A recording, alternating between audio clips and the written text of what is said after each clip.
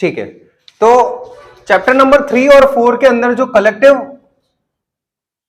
कितने मार्क्स का यूनिट है वैसे ये याद है आपको कुछ? तो 8 मार्क्स का ऑलमोस्ट चैप्टर आपको इसमें से क्वेश्चंस आपको मिलेंगे। तो इस चैप्टर के अंदर जब आप लोग क्वेश्चन के बारे में पूछते हैं तो एक क्वेश्चन जो फिक्स है वो आप लोगों ने इतने सैंपल पेपर अब दे ही दिए, उसमें वो ए इनवर्स है।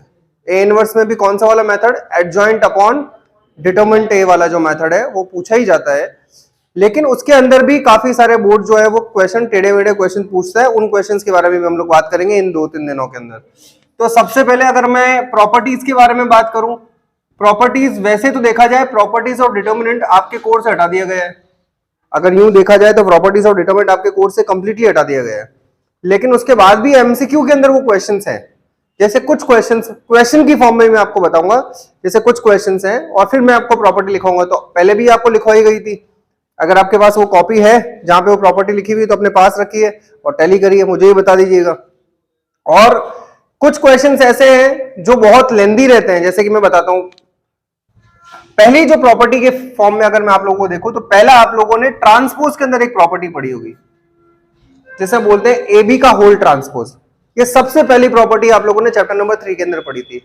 उसमें यह बोला जाता है ये बी ट्रांसपोज और ए ट्रांसपोज के इक्वल होता है। इसका मतलब अगर आपको इस एक्सप्रेशन को एग्जीक्यूट करना है तो ए बी को मल्टीप्लाई करेंगे, अगर उसका जो होल ट्रांसपोज होगा वो ए ट्रांसपोज बी ट्रांसपोज के इक्वल नहीं होगा कि ट्रांसपोज अलग अलग, ऐसा नहीं होगा, उल्टा करके लिखना होता है। क्या? बी ट्रांसपोज और ए ट्रांसपोज की फॉर्म में। सबसे पहली प्रॉपर्टी आप लोगों ने पढ़ी थी। दूसरी प्रॉपर्टी जिसके ऊपर 3 मार्क का क्वेश्चन बोर्ड कई बार पूछ चुका है, जिसको बोलते हैं ए बी की पावर होल इनवर्स। इसमें भी क्या होगा, बी इनवर्स ए इनवर्स की कंडीशन। अच्छा बोलिए, they all are related to what, matrix and determinant. Normal multiplication के लिए चीजें नहीं है, नॉर्मल मल्टीप्लिकेशन के लिए मैं यहां पे लिख देता हूं ए और बी क्या है, आर मैट्रिक्स। ए और बी मैट्रिक्स है। यहां पे मैट्रिक्स के लिए सारे ये रूल्स रेगुलेशन अप्लाई किए जा रहे हैं। समझ में आ गई बात? ये लाइट अगर आपको ग्रीन ना दिखे ना तो आप मुझे बता देना। हाँ, तो मैट्रिक्स के लिए सारे की सारी कंडीशन है कि ए बी का जो होल ट्रांसपोज होगा वो बी ट्रांसपोज ए ट्रांसपोज के होगा। कई बार ऐसा होता है कि है ना ए इनवर्स बी इनवर्स दे रखा होता है, या बी इनवर्स की वैल्यू डायरेक्ट दे रखी होती है और ए इनवर्स की डायरेक्ट वैल्यू दे रखी है और आपको ए बी का इनवर्स पूछ लेता होता है, तो स्टूडेंट कंफ्यूज हो जाता है कि इसको निकाले कैसे। अगर आपको प्रॉपर्टी याद होगी तो काफी सारे क्वेश्चन बहुत आसानी से याद हो जाते हैं, इसमें तो कोई दिक्कत नहीं किसी को भी। तीसरी तरह की जो प्रॉपर्टी है, जो थर्ड प्रॉपर्टी जिसके ऊपर बताते हैं, मैं जो छोटे छोटे क्वेश्चन की फॉर्म में मैं आपसे क्वेश्चन पूछ रहा हूं, मुझे बताइएगा। आप लोगों को 2, 1 और 7 3 डिजिट यूज करने और आप लोगों को एक 2x2 का मैट्रिक्स डिजाइन करना है। A11, A12, A21, A22 ऐसा ही होगा, डिजाइन करना है। तो आप मुझे बताइए 217 से आप बता सकते हैं कि कितने सारे मैट्रिक्स बन सकते हैं? इसका एक फॉर्मूला लिखवाया गया था, बताइए क्या? हाँ, digit to the power order, ये याद रखिएगा। ये आपके एनसीईआरटी का एक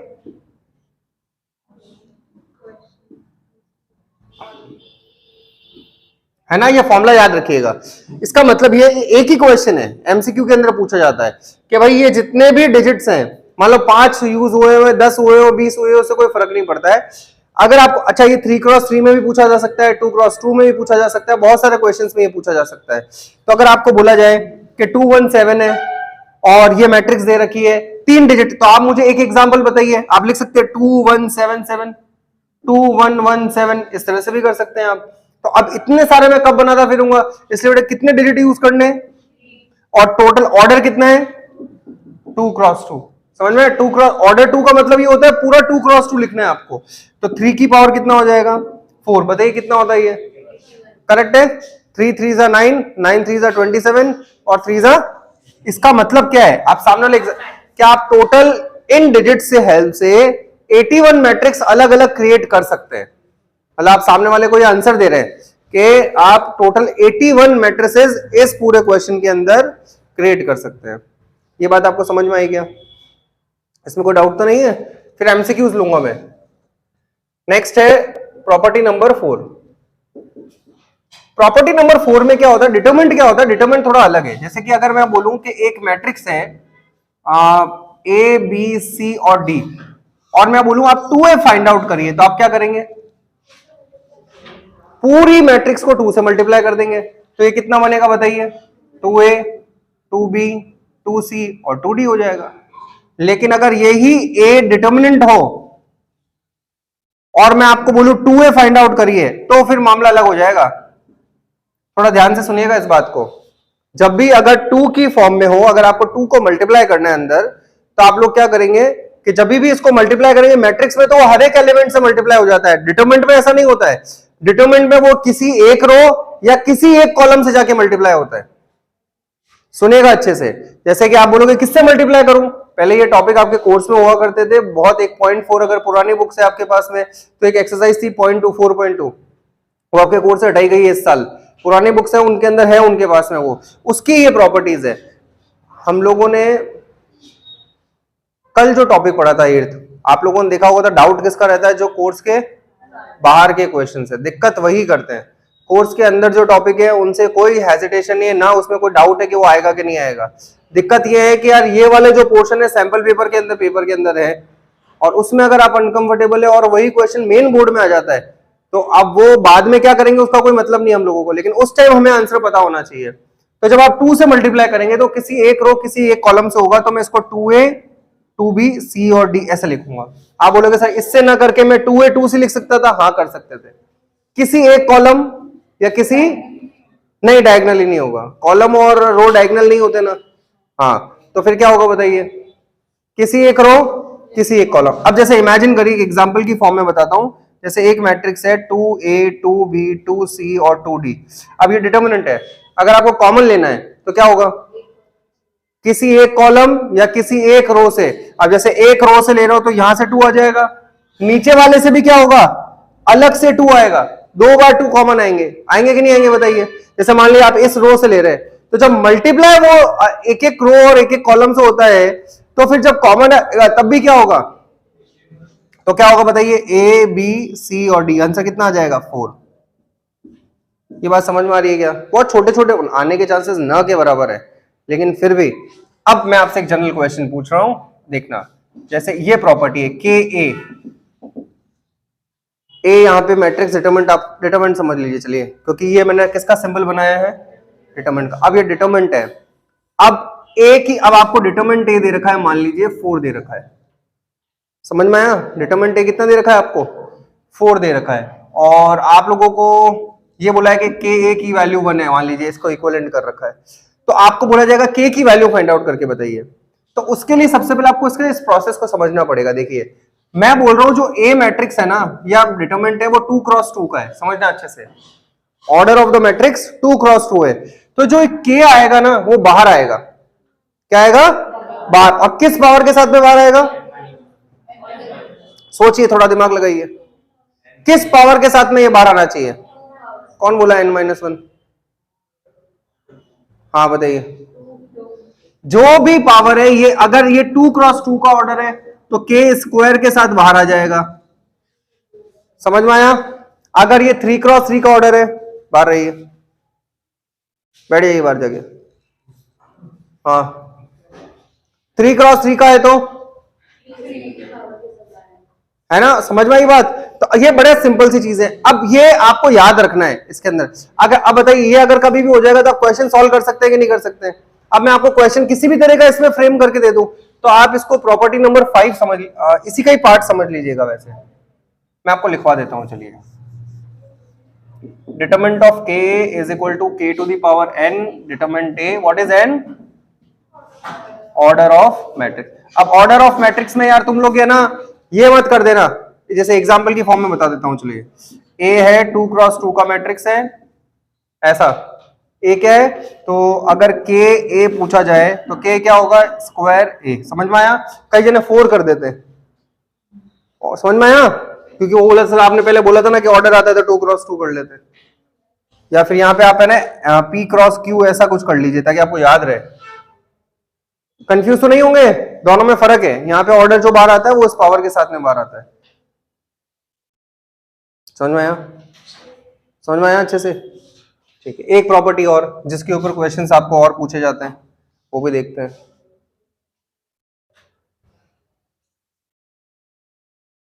हाँ, बस ध्यान रखिएगा आप। नेक्स्ट प्रॉपर्टी देखिए, नेक्स्ट प्रॉपर्टी है A into adjoint of A. Actual में ये आपके बुक का क्वेश्चन है, ये आपको ए मैट्रिक्स दे रखी है और आपको बोला जाएगा ए इंटू एडजॉइंट ए निकालिए, फिर एडजॉइंट ए इंटू और डिटरमिनेंट ए आई। ये एक प्रॉपर्टी है, ये आपको याद होनी चाहिए, ये ध्यान रखिएगा। समझ में आया? तो A into adjoint A, adjoint of A dot A और डिटरमिनेंट ए आई, ये सारी हमारे पास है प्रॉपर्टी है। अब इसके बाद में देखिए नेक्स्ट, ये समझ में आया?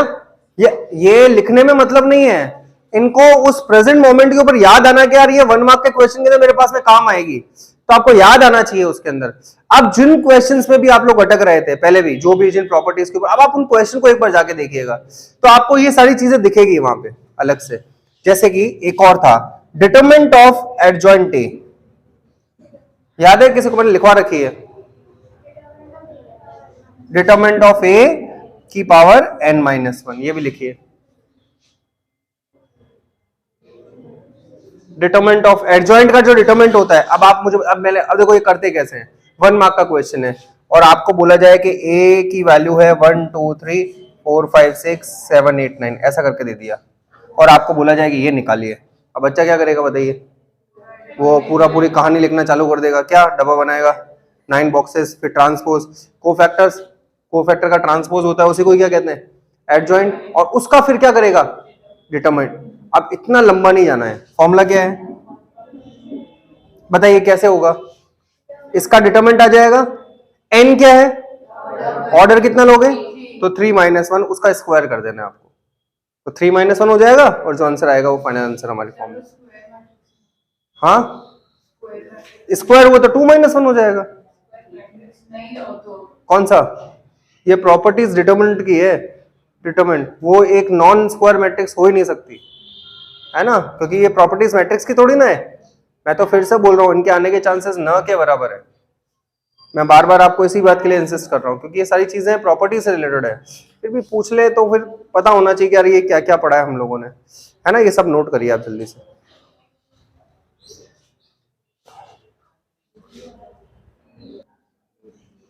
नेक्स्ट जो है प्रॉपर्टी नंबर 7, अगर डिटरमिनेंट ए की वैल्यू 0 आ रही है, इफ, तो ए क्या होगा? अब इसके ऊपर क्वेश्चन कैसे पूछा जाता है बताता हूं। डिटरमिनेंट ए की वैल्यू अगर 0 आ रही है तो उसको सिंगुलर मैट्रिक्स, आप कई बार पूछ लेते हैं, बता देता हूं, आपसे कई बार पूछते हैं कि prove that this matrix is singular matrix. अब बच्चों को पता ही नहीं कि एक्चुअल में सिंगुलर मैट्रिक्स होता क्या है। तो अगर डिटरमिनेंट ए की वैल्यू 0 आ रही है तो वो सिंगुलर मैट्रिक्स होगी। ये मैं आपको कोई बहुत बड़ी चीजें नहीं बता रहा हूं, ये वही चीजें जो आपको पहले पढ़ा दी गई थी, बस उसको हम लोग समअप कर रहे हैं पूरे चैप्टर में, जो छोटी छोटी पॉइंट है जो दिमाग से मिस हो जाते हैं। समझ में आ गई बात? ये क्लियर है? अच्छा, आपको एक और कई बार ऐसा पूछा जाता है कि A inverse will exist only if A is non singular matrix. क्या बताइए इस स्टेटमेंट का मतलब? नॉन सिंगुलर का मतलब क्या होता है? Not equal to 0। भाई सिंगुलर ये है तो डिटरमिनेंट ए अगर नॉट इक्वल टू 0 है तो ये क्या हो जाएगा? नॉन सिंगुलर है। अब इसके ऊपर है ना 1 मार्क के क्वेश्चन बनते हैं। जैसे बताता हूं, जैसे आपको ए दे रखा है x2 2 4 x1 और आपको बोला जाएगा, ये मैट्रिक्स दे रखी है और बोला जाएगा find the value of x if a is singular, find x if a is singular. बताइए क्या होगा? क्या होगा? 2 minus 4x is equal to 0, 4x is equal to 2, x की वैल्यू कितनी आएगी?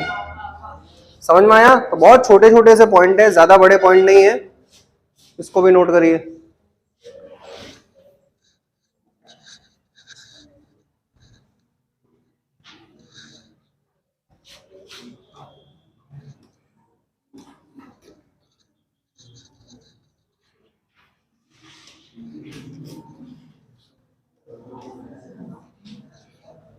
हाँ देखिए, क्या हुआ साहिल, बहुत खुश लग रहा है तू,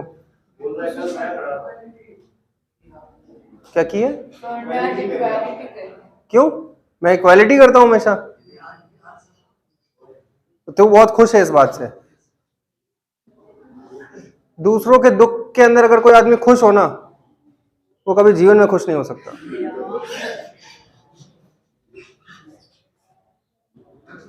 प्रे करो, प्रे। हाँ, राउंड मारता है या अंदर भी जाता है? हाँ, 5 बार तो घूमता ही सी रोड पे रहता है, तो ये भी बात एक है। हाँ, वो बात अलग है, अंदर भी चला जाएगा घर में।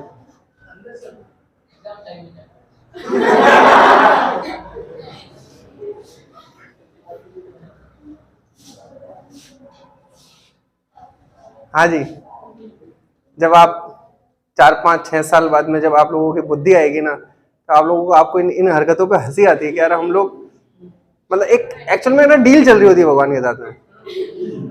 आप ऐसा करोगे तो मैं ऐसा करूंगा। तो आज मैं भी, सबने किया, मैंने भी किया। तो उस वक्त सोचे तो मतलब बड़ी, मतलब कितने गधे टाइप के होते हैं कि मतलब उस टाइम में ये चल रहा होता है मामला कि आप ये करोगे तो हम ये कर लेंगे। ये बाद में समझ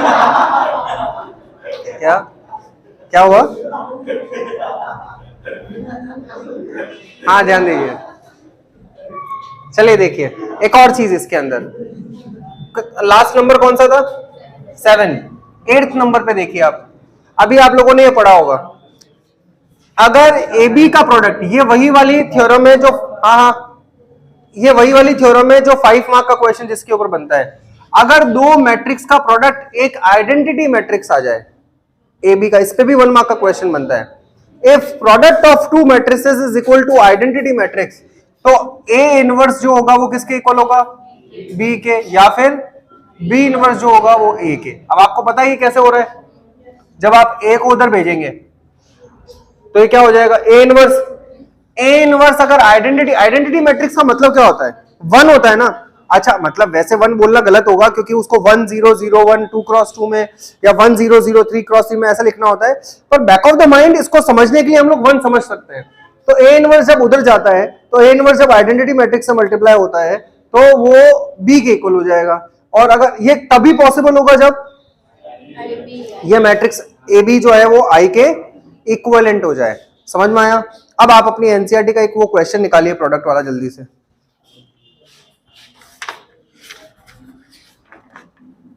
ये है पेज नंबर 98 पे, आपको बोल रखा है 103 -1 2 -2 2 -3 4 -2 9 6 0 2 1 1 -3 2। ये पेज नंबर है 98 पे, एग्जाम्पल नंबर 19। एग्जाम्पल नंबर 19 का जब क्वेश्चन चेक करेंगे है ना, तो उसमें प्लस माइनस के गड़बड़ है। जब आप वहां देखेंगे और नीचे क्वेश्चन देखेंगे कंसीडर द प्रोडक्ट, उसमें प्लस माइनस उल्टे सीधे हैं। तो जो मैंने बनाया है ना, उस नीचे वाला पोर्शन सही है, उसको उसके हिसाब से आप ऊपर वाला सही कर दीजिए। अच्छा, अब आपको क्या बोला है? Solve the system of equation. तो उसने क्वेश्चन फ्रेम क्या किया पहले समझिए। उसने बोला यूज प्रोडक्ट, आप इस प्रोडक्ट को यूज करिए किसको सॉल्व करने के लिए? सिस्टम ऑफ इक्वेशन को सॉल्व करनी है। सिस्टम ऑफ इक्वेशन क्या है? x minus Y plus 2z equal to 1, 0x plus 2y minus 3z equal to 1, 3x minus 2y plus 4z equal to 2। ये हमारे पास में दे रखा है, सही है। अब आपको क्या करना है? ये A मैट्रिक्स है ये, तो सबसे पहले आपके दिमाग में ये कैसे आएगा कि प्रोडक्ट निकालना है? लिखा हुआ है उसने क्या? Use product. तो जब लिखा हुआ है तो फिर एग्जाम में भी सही करना चाहिए था। हाँ जी, यूज प्रोडक्ट मतलब मल्टीप्लाई करिए। मल्टीप्लाई करना आता है मैट्रिक्स को? कोई दिक्कत तो नहीं? किसी को डाउट हो तो बोलिए। आपको आता है मल्टीप्लिकेशन में? कोई दिक्कत नहीं है? और तो कोई ऐसा नहीं जो वेरी फर्स्ट टाइम इसको डील कर रहा है। हाँ, मल्टीप्लिकेशन आता है? हाँ हाँ, -2 9 और 6 कितना होगा? -2 -9 प्लस 12 0 18 -18 -6 -18 प्लस 24। सही है क्या?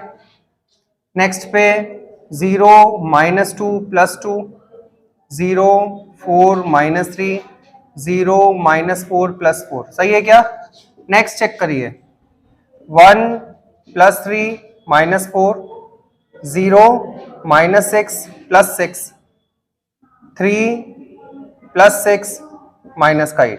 अब आप चेक करेंगे तो 1 0 0 0 1 0 0 0, आपने एक को ए माना है, दूसरे को बी माना है, तो जो ए बी का प्रोडक्ट आ रहा है वो क्या आ रहा है, आई आ रहा है। एक बार एक तो चीज क्लियर हो गई। अब जैसे ही ये होता है तो ये प्रॉपर्टी एक्टिवेट हो जाती है। अब आपको बोला है system of equation find out करिए। अब ध्यान दीजिए, ये जो सिस्टम ऑफ इक्वेशन है ये आप लोगों को 110% इन दोनों में से किसी ना किसी से इसकी शक्ल मिल रही होगी। ऐसा हो ही नहीं सकता कि इसकी शक्ल इससे ना मिल रही हो। चेक करिए, 1 - 1 2 ए से मिल रही है, या तो इससे मिलेगी नहीं तो इससे मिलेगी। एक और बात, कई बार ऐसा होता है कि इसके ट्रांसपोज से मिलती है, सेम नहीं होता है। जैसे ये तो एकदम एग्जैक्ट सेम आ गया, कई बार ऐसा होता है ट्रांसपोज के ऊपर है। तो सबसे पहले तो आप इसको लिख लीजिए। तो ये जो सिस्टम इक्वेशन है, क्या मैं उसको ax b तो नहीं ले सकता, c ले लेता हूं। a क्यों लिया मैंने, a से मैच कर रहा है। तो कितना है बताइए, 1 - 1 2 0 2 -3 3 -2 4। x कितना है, x y z, और c कितना है 1 1 2। करेक्ट है क्या? अब आप ध्यान दीजिए, x की आपको वैल्यू के सिस्टम ऑफ इक्वेशन को सॉल्व करने का मतलब क्या होता है, एक्स वाई जेड। अच्छा एक और बात बताइए, इन्वर्टिबल मैट्रिक्स क्या होती है? What do you understand by the invertible matrix? Transpose करते हैं वो, ए इनवर्स को ही इन्वर्टिबल मैट्रिक्स कहता है। कल ही मुझे किसी ने क्वेश्चन पूछा था सेकंड बैच में कि सर इन्वर्टिबल मैट्रिक्स क्या होता है। मैंने आपको लिखवाया है नोट्स के अंदर, invertible matrix is a inverse of A. किसी मैट्रिक्स का इनवर्स निकालने को ही क्या कहते हैं, इन्वर्टिबल मैट्रिक्स कहते हैं। समझ में आया? लिख लेना बड़ी बड़ी हेडिंग में। आपको बात समझ में आई क्या? अब आपको x निकालना है तो क्या होगा, ए इनवर्स सी। अच्छा इसमें हम लोग मैट्रिक्स मेथड यूज कर रहे हैं क्या? मैट्रिक्स मेथड कौन सा वाला मेथड होता है, एडजॉइंट अपॉन डिटरमिनेंट वाला। उसी को एक और क्या बोलते हैं, मार्टिन्स मेथड बोलते हैं। जो मैट्रिक्स मेथड है उसी का नाम मार्टिन्स मेथड है, याद रखिएगा, है ना। तो ए इनवर्स, अब मुझे बताइए ए इनवर्स, अब आप इस एडजॉइंट अपॉन डिटरमिनेंट ए से निकालेंगे या इसके प्रोडक्ट की हेल्प से निकालेंगे? प्रोडक्ट की हेल्प से क्या होगा, ए इनवर्स को क्या लिखेंगे, बोलो सही लिखा है क्या? ए को कहां भेजेंगे, उधर। ए इनवर्स को क्या बोला जाएगा, बी बोला जाएगा। तो बी कहां है, ये रहा। तो इस ए इनवर्स की जगह ये बी की वैल्यू पुट कर दूं क्या मैं? अरे आप समझ में आ रहा है?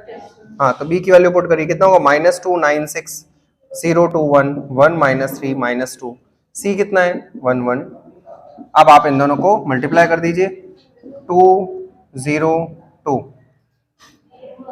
9 2 -6 6 1 -4।